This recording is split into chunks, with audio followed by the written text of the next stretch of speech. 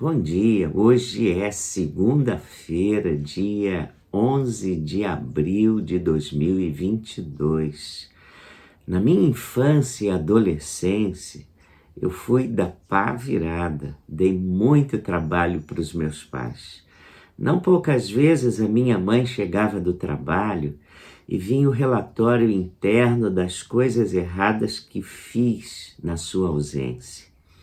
Costumavam vir também as queixas de fora.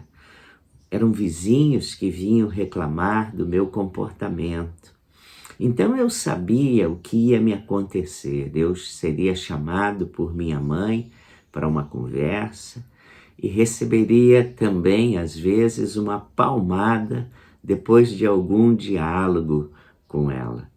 Ela usava chinela havaiana e você e eu sabemos que chinelada com havaianas no bumbum não dói absolutamente nada. Mas eu gritava como se estivesse sendo espancado. Era para que ela batesse menos. Eu fico pensando se houvesse conselho tutelar naqueles dias. Coitadinha da minha mãe. Desse tempo, não restou nenhum trauma no meu coração, só gratidão aos meus pais. Eles me disciplinaram de maneira certa, eles dialogavam com amor, não ficou nada de ruim. Eu fico imaginando se eu não fosse disciplinado com as travessuras que eu fazia. Eu seria um criminoso, alguém sem nenhum escrúpulo pela vida. Muita gratidão pelos meus pais. No livro de Oséias, há um capítulo em que Deus também está desapontado com seus filhos e tem de discipliná-los para que eles amadureçam, cresçam com equilíbrio, sensatez, ficassem sábios e aptos para a vida. E no capítulo 5, a Bíblia nos mostra os métodos de disciplina que Deus usaria contra aquele seu povo. Se você prestar bem atenção na Bíblia, você verá que uma das maiores manifestações da ira de Deus não são os grandes desastres naturais que vêm, não. Quando a gente vê cidades inteiras alagadas, morros deslizando, imensos desastres naturais, muita gente acha que é uma manifestação da ira de Deus, mas não é não. Se você ficar atento, verá que quando Deus está realmente zangado conosco, Ele nos entrega a nossa própria sorte. É importante isso ficar bem claro na sua mente e no seu coração. Lá no livro de Oséias, no capítulo 5, a infidelidade de Israel doía o coração de Deus. Então ele disse que ia disciplinar aquela gente. O que ele faria? Ele inicialmente usaria o método da traça. Destruirei Israel como a traça acaba com a lã e tornarei Judá tão fraca quanto a madeira podre. Oséias 5:2. As traças são aqueles pequenos insetos que atuam nas roupas, nos livros, nos armários, na cozinha. E eles começam fazendo estragos minúsculos, insignificantes, imperceptivos, mas quando damos conta já fizeram uma grande destruição à nossa volta. É o crente que começa a sentir desconforto, ver um insucesso aqui, um mal-estar, um aborrecimento, um aqui, outro lá, e quando ele vê, a sua vida está completamente frustrada. Às vezes, esse método dá certo e a gente se volta para Deus, pede perdão a Deus. Mas quando não dá certo? Quando não dá certo, Deus disse para o povo lá em Oséias que ia usar um segundo método. Deus disse ao povo que usaria o método do leão. Pois eu serei como um leão para Israel, como um leão novo e forte para Judá, e os despedaçarei. Oséias 5:14. Você já viu um leão faminto?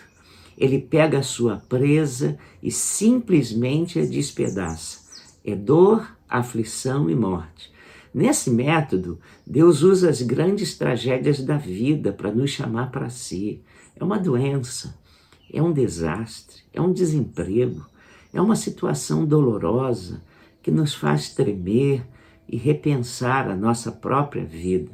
Eu não estou dizendo que todo desastre, desemprego ou coisa assim é Deus usando o método do leão.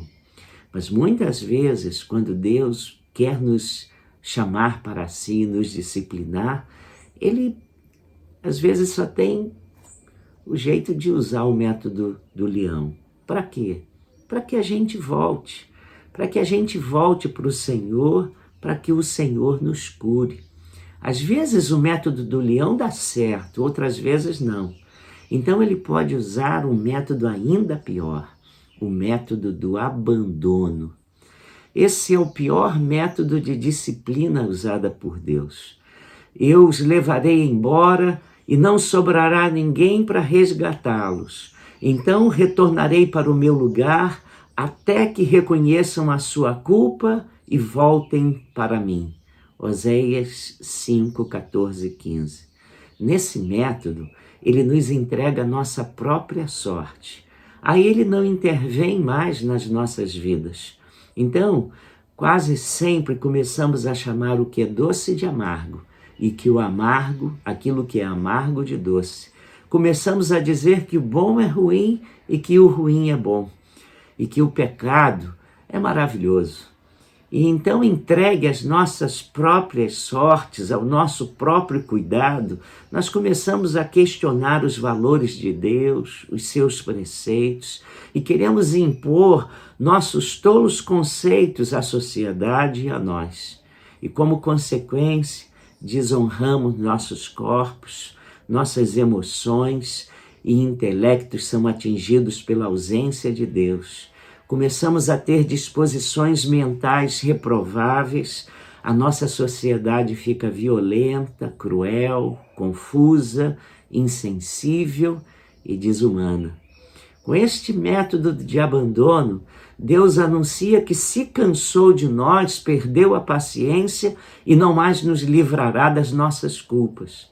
É simplesmente caótico, pois o Deus que é grande em misericórdia e rico em perdoar, declara ter desistido de nós.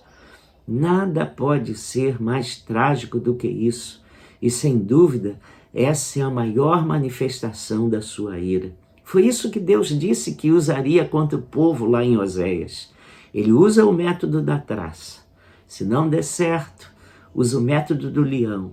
E se não der certo, usa o método do abandono. Com que finalidade? Para que nos voltemos para Ele e o busquemos e andemos em comunhão com Ele.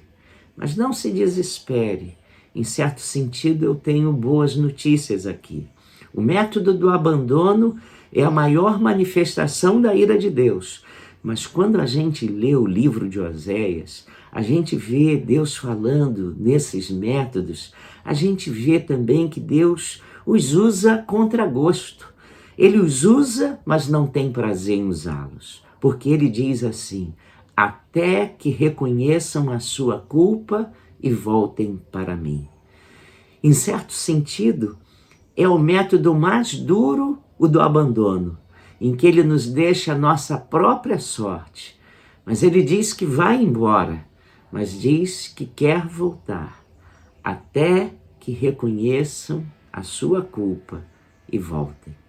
Então, quando sinceramente, abertamente, admitimos o nosso fracasso, a nossa culpa e vergonha, e clamamos por sua volta e pedimos que Ele venha, e abrimos o nosso coração para Deus, Ele nos perdoa, conserta as nossas vidas, volta a nos abençoar e alegrar o nosso coração. A Bíblia diz que Deus disciplina todos quanto ama. Ele nos ama e vai trabalhar em nossas vidas, até que voltemos para Ele e recebamos dele perdão, cura e bênção. Se Deus disciplina você, Ele ainda não desistiu de você. Vamos orar?